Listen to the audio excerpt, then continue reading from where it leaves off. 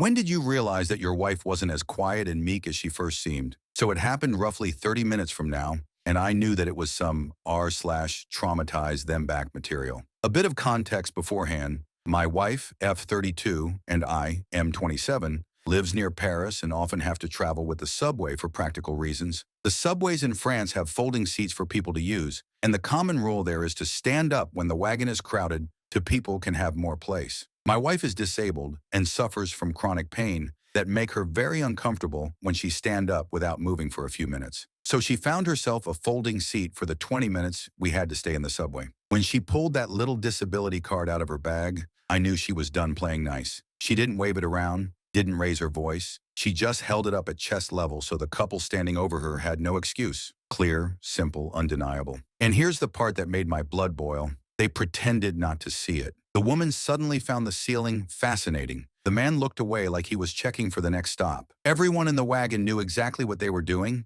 and it was pathetic. My wife wasn't about to let them slide. She told them straight that after what they'd said, she deserved an apology. Nothing dramatic, no shouting, just calm words with weight behind them. The man finally muttered, "Well, how were we supposed to know? It's not written on your face, I swear." The entire wagon froze. You could almost hear 50 pairs of eyes rolling at the same time. And my wife? She leaned forward just a little and started explaining, in that sharp but steady voice she gets when she's completely serious, that most disabilities are invisible, that people like her live with pain others never notice, and that being forced to pull out her card just to prove she wasn't lying was humiliating enough without their attitude on top of it. She didn't ramble. She didn't get emotional. She hit them with facts, with reality, with the kind of truth you can't dodge. It was like watching someone take apart a bad argument brick by brick while the crowd around them just nodded along. The couple went quiet, dead quiet. They didn't apologize, of course, too proud for that. But they also didn't have a single word left in them. They just shuffled back half a step, as if moving a little further away could erase what just happened. Meanwhile, the rest of the car was tuned in. People weren't laughing or clapping, but I could see it on their faces. Approval. A student near us shifted to give her a bit more room. A woman with a stroller caught my eye and smiled like she wanted to say good for her. Even the guy in the suit, who had been buried in his phone since the start, actually looked up long enough to shake his head at the couple. I didn't say a thing. I didn't need to. She had it handled, and honestly, it was better that way. If I jumped in, the story would have become about me defending her. This way, everyone saw the truth. She didn't need rescuing. She needed respect, and she demanded it herself. For the rest of the ride, those two stood stiff as statues, staring anywhere but at her. And every time the train rocked and forced them to shift their weight, I could tell they were praying for their stop to come faster. My wife? She just tucked the card back in her bag, crossed her arms, and stayed put like nothing had happened. She didn't need to say more. The point was already burned into the air. The story starts maybe 2 minutes after she found her seat. The wagon started to get filled with a lot of people, and because of that, everyone except her stood up to let people enter it and have a bit more space. But it seemed to be not enough for two decrepit individuals in their 60s that decided to place themselves next to her and start complaining about people not standing up so they can have more place. You know, like it wasn't targeted at her at all. Usually my wife don't say much, but this time she was pissed and decided to get at them as much as she could. She opened her bag and showed her CMI, a card for people with mobility issues, to pinpoint the fact that, no, she can't stand up, and the old couple instantly stopped their nagging by pretending they couldn't see or hear her. So she pointed out that she at least deserved an apology for their rudeness, at which one of the two responded, "But we couldn't know that you were disabled. It's not written on your face." "That's exactly the problem," she said, steady voice, card still up. "Most disabilities aren't visible. You don't get to shame people and then hide behind, 'We didn't know.'" They tried the classic dodge, eyes to the ceiling, lips pressed, no ownership. She didn't let them off. "You spoke loud enough for the whole car 2 minutes ago. You can speak loud enough now to apologize." The man's chin jerked. "We're just asking for space." "You asked nobody. You accused a stranger," she replied. "Apology. Now silence." People around us were listening. No shouting, no speeches, just that clean pressure where everyone knows who's right. The woman muttered, "We didn't mean it like that." "That's not an apology," my wife said. "Try again." Nothing. They froze, then inched back half a step. Still there, still stubborn, but out of excuses. My wife slid the card away, kept her seat, and faced forward. Message received. I didn't jump in. I didn't need to. She had it handled. 2 stops later, they were still hovering, still performing annoyance for the air. My wife leaned toward them one last time, calm as a cashier. Clock's still ticking on that apology. They said nothing. "Noted," she answered and turned away. The rest of the ride stayed quiet, not because the car was empty, but because the audience had formed an opinion. The couple wasn't dangerous, they were just wrong, and everyone could tell. Doors opened, people flowed, we stayed put. End of round one. From the moment she raised that card, I stopped thinking about what I would say and started paying attention to what everyone else did. It's funny how a subway car turns into a jury box without anyone planning it. You can feel the verdict forming in the air. People didn't need speeches. They needed a clear reason to stop pretending not to see. My wife gave them one. The couple didn't apologize. They did what people like that always do. Performed innocence for whoever would watch and held on to their pride like a relic. They hovered near us as the car filled, adjusting scarves, sighing loudly, doing everything short of saying, "We're the victims here." It didn't land. The crowd wasn't buying tickets to that show anymore. I stayed half a step in front of my wife, not as a shield, but as a marker. This is her space. We're not yielding it. When the train jolted, I braced so she didn't have to. When bodies pressed in at the next stop, I made a little pocket for her knees and bag. There's a practical love in that kind of choreography. No heroics, just steady choices that say, "I see you, I'm here, keep your seat." Around us, small things shifted.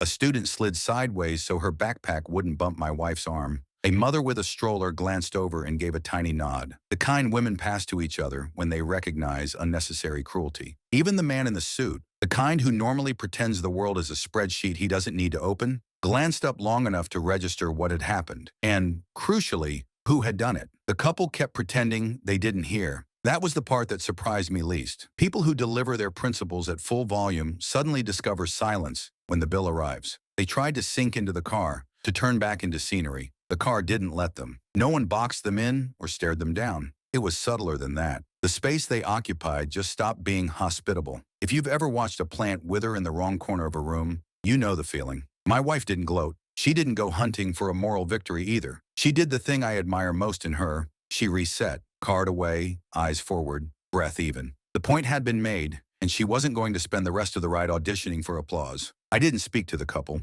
not once. There was a moment when I considered it, some clean line that would land neatly and feel clever later, but I let it go. Not because I was above it, because the math didn't work. She had already done the heavy lift, and anything I added would only dilute the clarity of what just happened. A disabled woman kept her seat, corrected two grown adults, and didn't need a bodyguard to make it stick. 2 stops later, the subway did its usual chorus of beeps, and the doors opened to another wave. The couple flinched like it might be their exit, then stayed. I almost felt sorry for them. They were old enough to know better, and still had chosen the most exhausting option, being wrong at length. They weren't dangerous. They were just wrong and unwilling to admit it in front of witnesses. That may be the most universal human story I know. By the time we were 3 stops from ours, the temperature in the car had returned to normal. Conversations restarted, earbuds went back in. But the arrangement of the car had changed in a way you can't diagram. People had seen the sequence. Accusation disguised as civic duty, proof, refusal, boundary, consequence. It's quick when you write it out. It's a whole education when you live it in a crowded train. I kept thinking about previous rides, other small humiliations my wife had swallowed because the cost of answering was higher than the relief of silence. Pain has its own economy, and it charges interest on every debate you don't start. Today, for once, the equation flipped in our favor. 10 seconds of clarity beat 20 minutes of simmering resentment. I learned something about timing from her in that moment. The right sentence at the right volume is a lever. You don't need to move the car.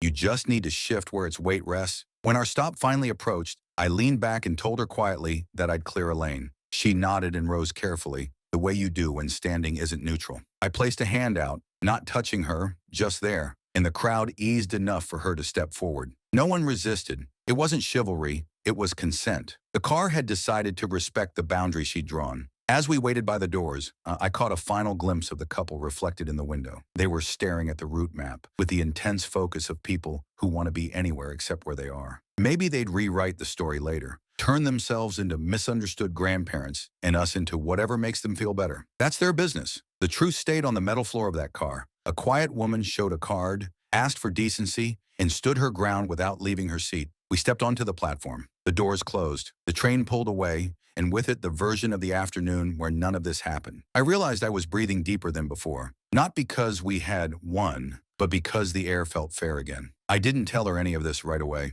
We walked. She leaned a little heavier on the railing up the stairs. I kept pace. That too is part of the story. What you do after the moment passes. You carry it, but you don't let it carry you. After that second wave of silence, the car didn't go back to normal so much as it picked a side. People stood the way crowds stand when they've decided who's out of line. No glares, no speeches, just a lot of very intentional indifference aimed at the couple. It's amazing how cold a subway can feel when no one is willing to share their patience with you. They hovered a little longer, trying to rebuild their confidence with busy hands, adjusting scarves, checking the route map like it had answers. Every time the train braked, they had to grab the same pole my wife was using. She didn't move an inch. Neither did I. I kept half a step ahead of her, clearing tiny lanes with my shoulders so knees and bags wouldn't clip her. That's our routine. I make space. She keeps it. 2 stops later, the crowd surged again. A student near us slid her backpack to the floor to give my wife breathing room. The man in the suit shifted just enough to block the couple's angle of approach. Nobody said a word to them. The car just stopped cooperating with their story.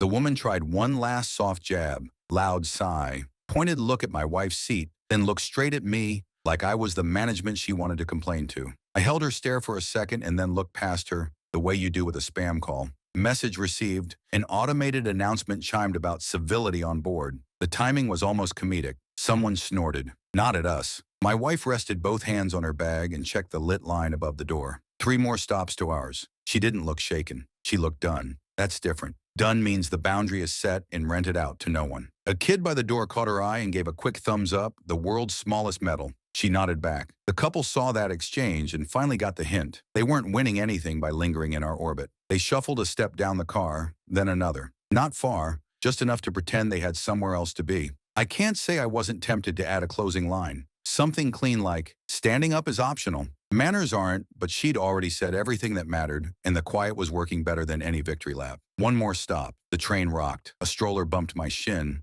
I braced and waved it off. My wife adjusted her seat a fraction to save her knee from a swinging tote. Small coordination, zero drama. That's how you actually win these moments. You don't let them steal more of your day than they already tried to. When the doors opened again, a breeze of cold air rolled through, and with it a fresh batch of faces. The couple used the chaos to drift further down, disappearing behind a wall of winter coats. Good. Let them practice invisibility for a change. We were 2 stations from ours. I leaned slightly back so she could hear me over the wheels. I'll clear a path when it's time. She nodded without looking up. We've done this dance enough times that words are mostly confirmations. The car settled into that last stretch rhythm, people checking pockets, rewrapping scarves, planning exits. My wife stayed seated exactly where she needed to be. No apology had come, but the point had landed anyway. Sometimes that's the most honest outcome you get. Not sorry, but stopped. Doors slid shut. The train pulled. 1 more station to go. Round 4, setup complete. Last 2 stops. The car had settled into that pre-exit hum. Zippers, pockets, the mental inventory of keys, wallet, phone. The couple reappeared in my peripheral like a bad notification. Still near, still proud, pretending they hadn't just been told no by a person they tried to shame. They drifted close enough to test the boundary again. Not a word, just the kind of body language that hopes you'll blink first. We didn't. I planted my stance and let the motion of the train do the rest. Every sway put me between them and her. No elbows, no theatrics, just geometry. My wife didn't spend another second on them. Card back in the bag, hands resting on top, eyes on the line map, pain management, crowd management. She was running both tabs and keeping her balance. That's something people don't see. How many systems a disabled body is operating while everyone else is only riding a train. 1 stop to go. I told her quietly I'd make space when the doors open. She nodded, braced the edge of the seat with her fingertips, and timed her breath to the brakes. The student from earlier shifted again to give her a clean angle. The suit guy angled his shoulder just enough to block the couple's sightline. None of it coordinated, all of it helpful. The announcement chimed. Doors slid. A cold ribbon of air ran through the car. I stepped forward and opened a corridor with a small gesture people understand everywhere. Flat palm, half turn, polite tilt that says, "We're exiting." The crowd flowed around it without fuss. My wife rose carefully, no rush, no apology, and moved into the lane we'd built. That was when the couple tried one last thing, a pointed inhale, the kind designed to be heard. Not a word, just a sound with a thesis. My wife didn't even glance. She stepped out. I followed. On the platform, you get that split-second mirror, glass, tiles, the car still next to you. I caught their reflection, both of them staring at us like the story had refused to end where they wanted it to. Then the doors shut. The train took them away with everyone else. We stood to the side to let the surge pass. A woman with the stroller gave my wife a quick bon courage. The student tossed us a small smile and vanished into the stairs. The suit guy walked by without a look, which in its own way was a compliment. Situation resolved, nothing left to see. We took the slower route up, elevator instead of stairs. In the metal box, the noise of the station dulled, and her shoulders dropped 2 centimeters. That's how I measure the day sometimes. Not by hours, by shoulders. When the doors opened, the station air felt less heavy. We didn't do the debrief right away. We never do. First water, then breath, then words. On the way to the exit, she checked the time and said, "We're still on schedule." It sounded like logistics, but I knew what she meant. They didn't get to tax the rest of our evening. Outside the turnstiles, I asked the only question that mattered right then. Elevator again, or slow stairs? She picked stairs. Good sign. We climbed in a comfortable silence, the kind that isn't empty. Just done. Near the top, a busker's guitar leaked down the steps. It wasn't profound. It was enough. We stepped out to street level, and the city noise swapped places with the underground hum. That's where I finally said it. "You handled it." She gave a quick half smile, the one that means adrenaline's fading and the pain bill is due soon. "I handled it," she echoed. Not proud, not dramatic, just true. Back at street height, the whole thing already felt smaller. Not erased, settled. The couple would tell whatever version of the story helped them sleep. The crowd would forget our faces and remember the rule. And us? We had dinner to make. We turned toward home.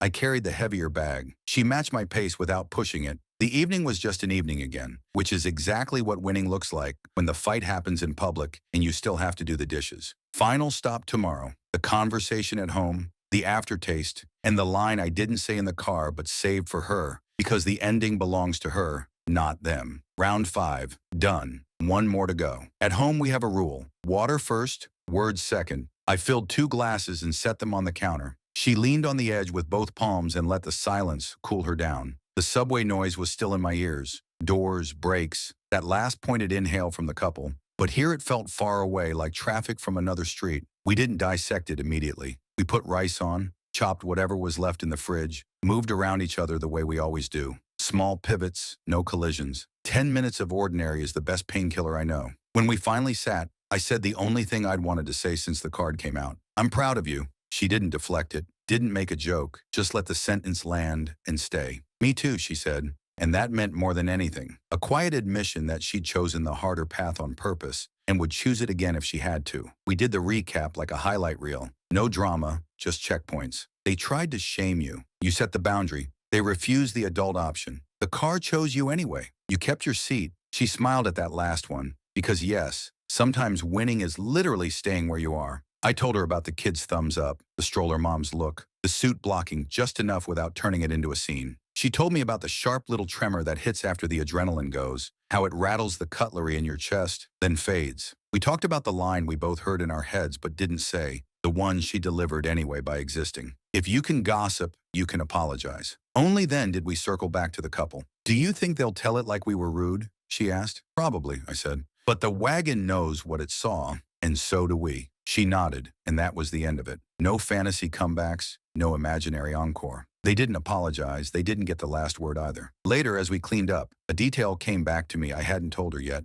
the exact moment they gave up. 2 stops after the card, they tried hovering again, trying to look inconvenienced enough that the car would side with them. No one did. They peeled off, slid behind a wall of coats and backpacks, and went quiet. A few stations later, they got off without a sound. No grand exit, no parting shot, just 2 proud people choosing the smaller story. "And you?" she asked, drying a plate. "Any line you wish you'd said?" "Yeah," I said, handing her another. "But I saved it for you." She raised an eyebrow. "Standing is optional. Manners aren't." She laughed, a real one. "Next time," she said, "if there ever is one." "Next time," I answered, "we'll do what we did today. Card if needed, boundary if needed." Dinner after. We moved the chairs back in, checked the locks, did the normal end-of-day choreography. Before bed, she took the CMI out of her bag and put it on the dresser, face up. It caught a slice of lamplight, a small flag in neutral territory. "You know," she said, "I used to hate that seat. Felt like I was taking something from someone else. And now? Now it feels like paying rent to my own body." I turned out the light. The room settled. In the quiet, I could hear the city's low hum, and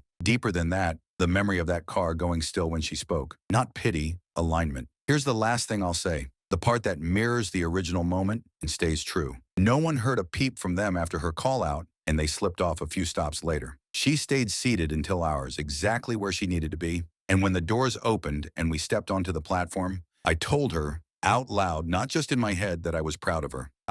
She didn't need me to say it. I needed to. That's the whole story. No cinematic standoff, no lecture from a conductor, no heroics from me. Just a quiet woman who isn't as quiet as people assume, a plastic card held steady, a wagon that listened, and a boundary kept.